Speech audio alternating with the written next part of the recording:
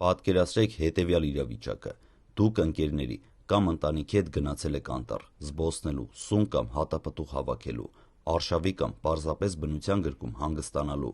Սկզբում ամեն ինչ հիանալի է թվում, թռչունների ձայնը, ծառերի շրշյունը և մաքուր օդը ստեղծում են խաղաղության զգացում։ Սակայն մի պահ շրջվում եք և հասկանում, որ այլևս չեք տեսնում այն արահետը, որով եկել էիք։ Մի քանի քայլ եք անում, մտածելով, որ ճիշտ ուղղությամբ եք շարժվում, բայց անտառը կարծես ամեն կողմից նույնն է։ Այդ պահին շատերի մոտ սկսվում է խուճապը։ Իսկ իրականում ամենամեծ վտանգը հենց խուճապն է։ Այն ստիպում է մարդկանց վազել տարբեր ուղղություններով, արագ կորցնել ուժերը և ավելի հեռանալ անվտանգ վայրերից։ Այս տեսանյութում կխոսենք այն մասին, թե ինչ անել, եթե մոլորվել եք անտառում, ինչպես պահպանել հանգստությունը և ինչ քայլեր կարող են մեծացնել անվտանգ դուրս գալու հնարավորությունը։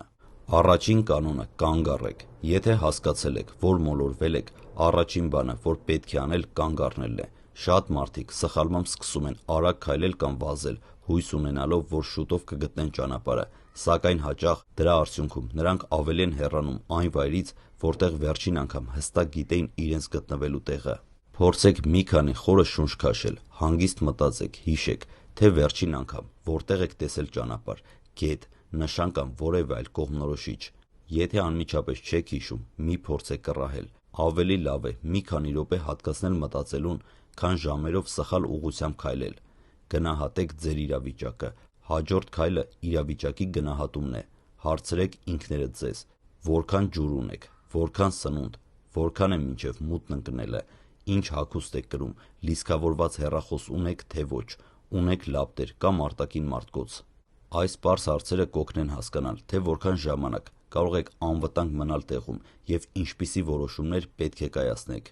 Առաջին հնարավորության դեպքում փորձեք կապ հաստատել ընտանիքի անդամների կամ արտակարգ ծառայությունների հետ։ Եթե զանգը չի հաջողվում, փորձեք կարճ հաղորդագրություն ուղարկել։ Երբեմն հաղորդագրությունները փոխանցվում են նույնիսկ թույլ կապի պայմաններում։ Եթե ձեր հեռախոսը ունի տեղադրության ծառայություններ, հնարավորության դեպքում փոխանցեք ձեր գտնվելու վայրը։ Դա կարող է զգալիորեն հեշտացնել որոնողական աշխատանքները։ Սակայն մի մոռացեք խնայել մարտկոցը, փակեք ավելորդ ծրագրերը, նվազեցրեք էկրանի պայծառությունը և անհրաժեշտության դեպքում միացրեք էներգախնայող ռեժիմը։ Միշտ տապեք անընդհատ քայլելը։ Շատերը կարծում են, որ եթե շարունակեն քայլել, վերջիվերջո դուրս կգան անտառից։ Իրականում դա միշտ չէ, որ ճիշտ է։ Անտառում մարդիկ հաճախ անգիտակցաբար սկսում են շրջանաձև շարժվել։ Դա պայմանավորված է տեղանքի առանձնահատկություններով և մարդու կողմնորոշվելու դժվարությամբ։ Արդյունքում կարող եք ժամերով քայլել և կրկին հայտնվել նույն վայրում։ Եթե վստահ չեք ուղղության մեջ, հաճախ ավելի խելամիտ է մնալ նույն տարածքում, հատկապես եթե արդեն տեղեկացրել եք որևէ մեկին ձեր գտնվելու հնարավոր վայրի մասին։ Եթե որոշել եք որոշ ժամանակ մնալ տեղում, ուշադիր ուսումնասիրեք շրջակայքը։ Գուցե մոտակայքում կա բաց տարածք, ժայռ, փոքրիկ բլուր կամ առու։ Նման բնական նշանները կարող են օգտակար լինել թե ձեզ կողմնորոշվելու, թե փրկարարների համար ձեզ գտնելու գործում։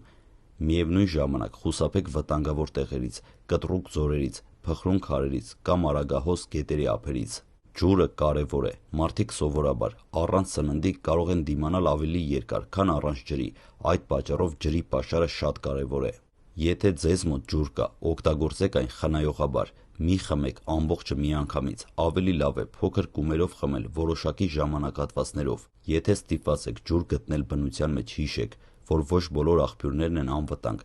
Մաքուր տեսք ունեցող ջուրը միշտ չէ, որ անվտանգ է խմելու համար։ Հնարավորության դեպքում այն պետք է մաքրել կամ եռացնել, եթե դրա պայմանները կան։ Առաջին ժամերին սնունդը այնքան կարևոր չէ, որքան ջուրը և անվտանգությունը։ Մի փորձեք ուտել անծանոթ հատապտուղներ, սուն կամ բույսեր միայն այն պատճառով, որ սոված եք, դրանցից որոշները կարող են վտանգավոր լինել։ Եթե ձեզ մոտ կա փոքր սննդի պաշար, օգտագործեք այն չափերով։ Եթե մոտենում է երեկոն կամ եղանակը փոխվում է, կարևոր է հնարավորինս պաշտպանվել ցրտից, անձրևից կամ ուժեղ քամուց։ Եթե ունեք բաշկոն, անձրևանոց կամ ջերմ պահող հագուստ, հագեք դրանք մինչև կսառչեք։ Ավելի հեշտ է պահպանել մարմնի ջերմությունը, քան հետո այն վերականգնել։ Եթե ստիպված եք գիշերել անտառում, ընտրեք հնարավորինս անվտանգ, չոր և հարթ վայր։ Խուսափեք չորացած ծառերի տակ մնալուց, քանի որ ուժեղ քամու դեպքում ճյուղերը կարող են ընկնել։ Եթե կարծում եք, որ որոնողական աշխատանքները կարող են իրականացվել, աշխատեք ձեզ ավելի տեսանելի դարձնել։ պայծառ գույնի հագուստը, բաց տարածքում դրված մեծ նշանները կամ կրկնվող բարձր ձայները կարող են օգնել, որպեսզի ձեզ ավելի հեշտ նկատեն։ Եթե լսում եք մարդկանց կամ որոնողական խմբի ձայները, մի վազեք տարբեր ուղղություններով, ավելի լավ է պատասխանեք ձայնով կամ սուլիչով, եթե այն ձեզ մոտ կա։ Շատ մարդիկ անտառում ավելի շատ վախենում են վայրի կենդանիներից, քան մոլորվելուց։ Իրականում կենդանիների մեծ մասը փորձում է խուսափել մարդկանցից։ Եթե հանդիպեք կենդանու, պահպանեք հանգստությունը, մի փորձեք մոտենալ կամ կերակրել նրան, մի թողեք սնունդը բաց տարածքում, եթե պատրաստվում եք նույն վայրում մնալ երկար ժամանակ։ Եթե որոշել եք շարունակել ճանապարհը, դա արեք միայն այն դեպքում, երբ իսկապես համոզված եք, թե ուր եք շարժվում։ Օրինակ, եթե հստակ հիշում եք, որ եկել եք գետի երկայնքով, լայն արահետով կամ նկատելի ճանապարհով, փորձեք վերականգնել այդ ուղղությունը։ Բայց եթե վստահ չեք, մի ընտրեք ուղղությունը պարզապես ենթադրությամբ։ Շատ մարդիկ մոլորվելուց հետո անընդհատ փոխում են ուղղությունը։ Մի քիչ քայլում են դեպի հյուսիս, հետո վերադառնում, հետո թեքվում արևմուտք։ Արդյունքում ոչ միայն ավելի են հոգնում, այլ ավելի են դժվարացնում իրենց հայտնաբերումը։ Եթե շարժվում եք, աշխատեք դա անել մտածված եւ հետևողականորեն։ Եթե ստիպված եք տեղաշարժվել, լավ գաղափար է ճանապարհին նկատելի նշաններ թողնել։ Դա կարող է լինել կապված գունավոր ժապավեն, տեսանելի քարերի փոքր կույտ կամ այլ անվտանգ նշան, որը չի վնասում բնությունը։ Այսպես դուք կկարողանաք հասկանալ նույն տեղով է կրկին անցնում, թե ոչ, իսկ անհրաժեշտության դեպքում որոնողների նույնպես կարող է օգնել։ Եթե մտնում է մթության մեջ, անտառում տեղաշարժվելը սովորաբար ավելի վտանգավոր է, քան սպասելը։ Տեսանելիությունը նվազում է, մեծանում է ընկնելու, վնասվելու կամ ուղղությունը կորցնելու հավանականությունը։ Եթե չունեք լավ լապտեր եւ վստահ ճանապարհ, հաճախ ավելի ճիշտ է մնալ անվտանգ վայրում մինչև լուսաբացը։